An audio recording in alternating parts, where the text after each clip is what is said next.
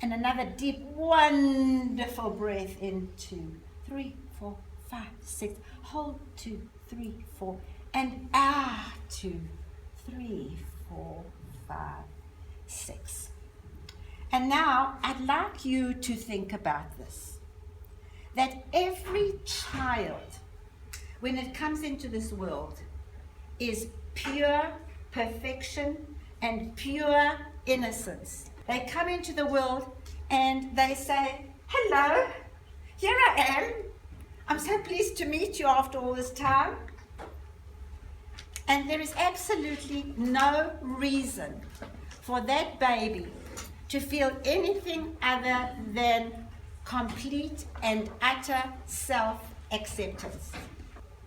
They also come in knowing much more about themselves than we as adults know about them. They know exactly what feels right for them and what doesn't feel right for them. They know exactly what they need and what they don't need. They know how they feel. They know when they feel safe and when they don't feel safe. And they are super perceptive and intuitive. And I'm a great believer that that baby, that being that enters this world, enters the world knowing that it has a purpose in this world. There is no reason for any baby to judge itself. In fact, they don't even know how to judge themselves. Why would they judge themselves?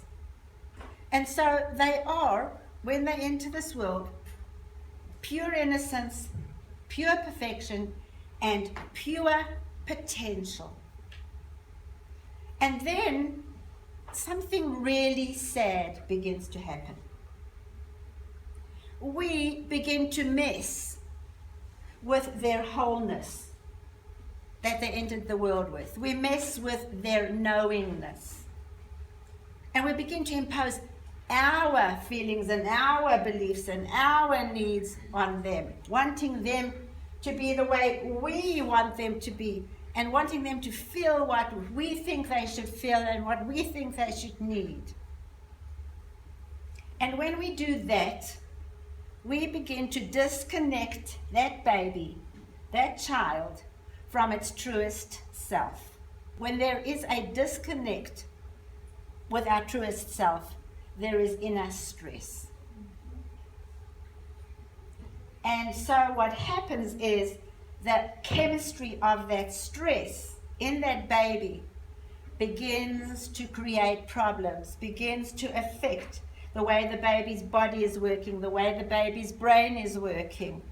And then we begin to see learning, behavior, and mood symptoms. And then what do? We take that wondrous child and we give it a label.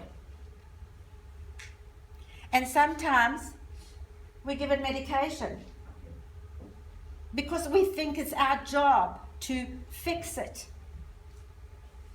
But essentially what we're doing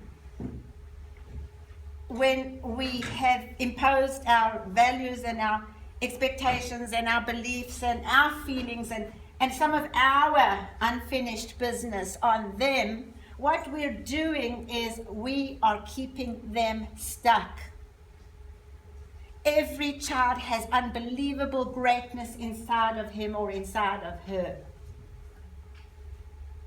But when we don't listen to that child, learn what that child is all about, understand what that child is trying to tell us, it will become too difficult for that child to remain connected or to reconnect to the power that lies within themselves, because they are trying to be what we want them to be.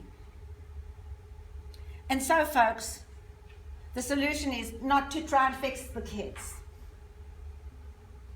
The solution is to fix what is keeping these unbelievable children stuck. And that is us. Because the truth of the matter is that that child becomes whatever that child is through the relationship with the primary people in its life, mother, father, teacher. That child can either reach greatness that lives there or cannot touch that greatness, and that will entirely depend on the kind of relationship the child has with you.